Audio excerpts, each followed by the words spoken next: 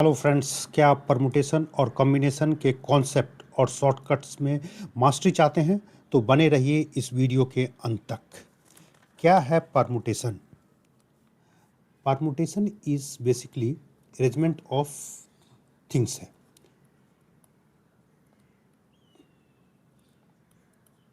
Permutation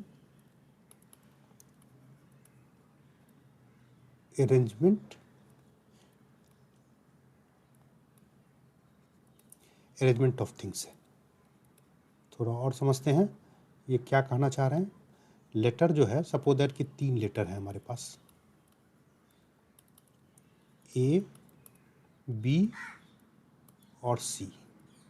हमको 2 letter को at a time, 2 letters at a time लेना है, लेकर के कॉम्बिनेशन बनाना है।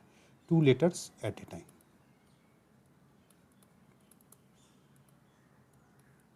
क्या क्या किस तरह का बन सकता है इसमें अरेंजमेंट? ए बी हो सकता है, बी ए हो सकता है, ए सी हो सकता है, सी ए हो, A C, C A, B C, C B. Total कितना हो गया? 6 अरेंजमेंट्स।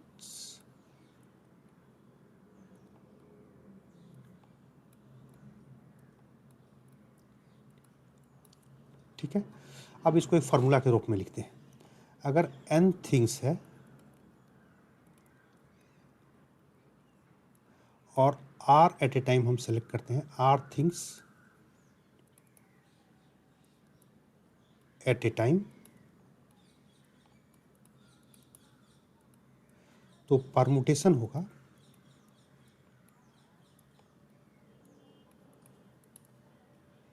इसको डिनोट करेंगे n p r से, और इसको लिखेंगे factorial n divide by factorial n minus r।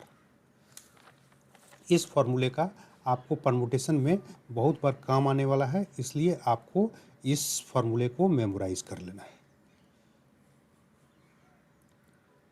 ठीक है, तो क्या है कॉम्बिनेशन, जान लेते हैं।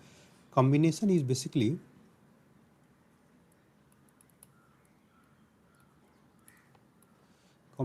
बेसिकली डिफरेंट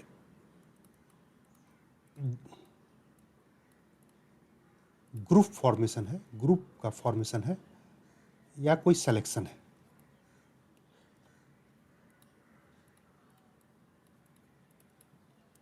सपोज दैट हमारे पास 3 पर्सन है, ए, बी और सी।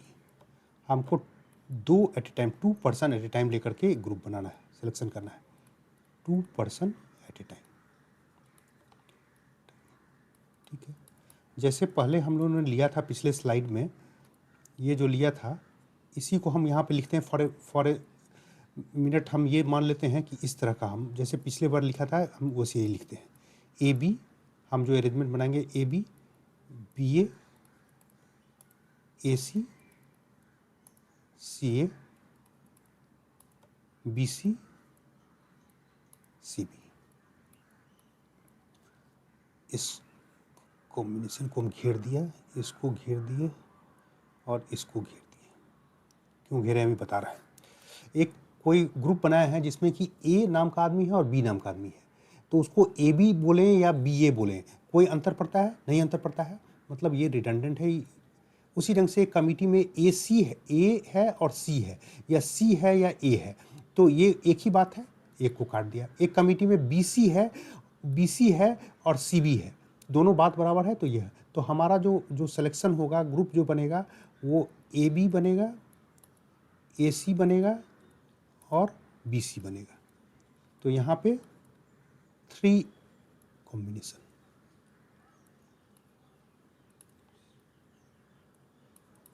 पिछले में हमको 6 कॉम्बिनेशन मिला था, तो यहाँ पे 3 मिला। इसको एक फार्मूला के रूप में लिखते हैं। n थिंग्स है, r things at a time अगर हम लेते हैं,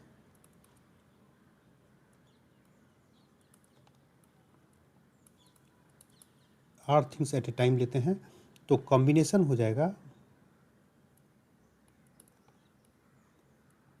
कॉम्बिनेशन हो जाएगा, इसको लिखेंगे, डिनोट करेंगे NCR से, और इसको लिखेंगे factorial N divide by factorial R factorial N minus R।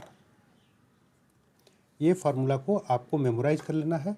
Combination में आपको इस फार्मूले का कई बार आपको इस फार्मूले की ज़रूरत पड़ने वाली है, इसलिए आप इसको मेमोराइज कर लीजिए। ठीक है, चलिए आगे बढ़ते हैं।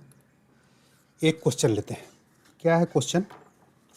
क्वेश्चन है कि हमारे पास एक 8 मेन है और 5 वुमेन है, और कमिटी कितने का बनाना है? 5 लोगों का कमिटी बनाना है।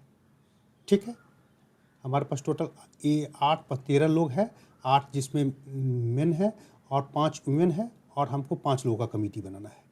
लेकिन इसमें एक कंडीशन दिया हुआ है कि एटलीस्ट 3 वुमेन होना चाहिए। 5 लोगों में 3 वीमेन होना चाहिए एटलीस्ट। यहाँ पे वर्ड लिखा हुआ है एटलीस्ट। तो हमारा कॉम्बिनेशन नंबर, टोटल नंबर हो जाएगा, नंबर किस तरह का हो सकता है? 3 वीमेन प्लस 2 मेन, M से मेन लिखें, W से वीमेन लिखें, ये हो सकता है।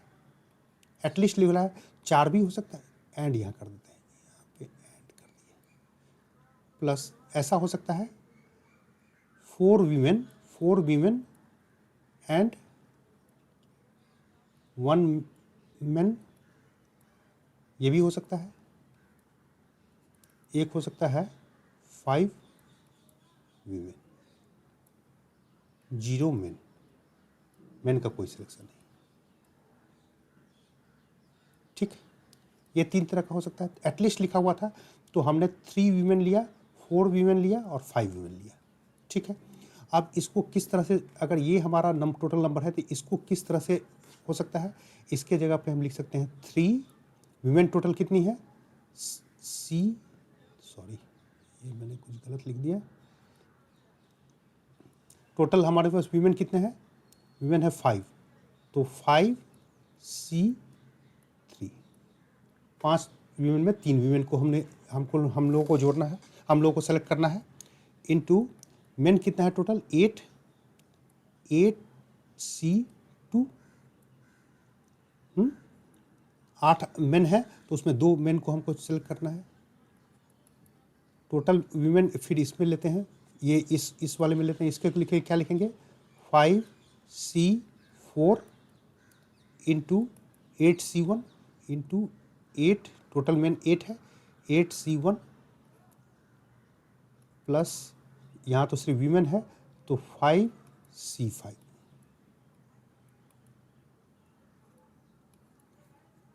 ठीक है, इसको क्या लिख सकते हैं? 5 factorial 5 divide by factorial 3 factorial 3, 5 minus 3 2, ये हमने सीखा है। इंटू यहाँ पे क्या है? 8 फैक्टोरियल 8 फैक्टोरियल 2, 8 माइनस 2 कितना हो जाएगा? यहाँ फैक्टोरियल 6। एक ये हो गया, plus factorial 5 factorial 5 factorial 4, 5 minus 4 factorial 1 into factorial 8 divided by factorial 1 factorial 8 minus 1 7 plus factorial 5 factorial 5 5 minus 5 factorial 0 is equal to ऐसे लिख सकते हैं 5 इंटू 4 इंटू फैक्टोरियल 3, ऊपर वाले को लिख दिया, नीचे वाले को factorial 3 into 2 into 1 into factorial 8 को लिखेंगे 8 इंटू 7 इंटू फैक्टोरियल 6 कर दिया, divide by 2 into 1 into factorial 6 को फैक्टोरियल 6 रहने दिया। ठीक है, plus factorial 5 into factorial 4 divide by factorial 4 into 8 into factorial 7 divide by factorial 7। इसको ब्रैकेट क्लोज कर दिया, प्लस यहाँ पे लिखेंगे फैक्टोरियल 5, और ये तो फैक्टोरियल ये तो ऊपर नीचे कट गया तो ये 1 हो गया, ठीक है। यहाँ पे फैक्टोरियल 3 कट गया, फैक्टोरियल 6 कट गया, फैक्टोरियल 4 कट गया, फैक्टोरियल 7 कट गया। तो ये हमारा आ जाएगा 10 इंटू 28 प्लस 5 इंटू 8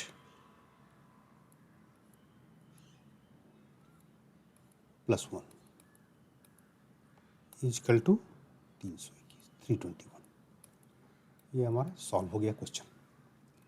एक क्वेश्चन और लेते हैं। 6 टेनिस प्लेयर हैं, can be seated in circular order. इस केसेस में नंबर ऑफ अरेंजमेंट हो जाएगा। नंबर ऑफ अरेंजमेंट जो होगा सर्कुलर के केस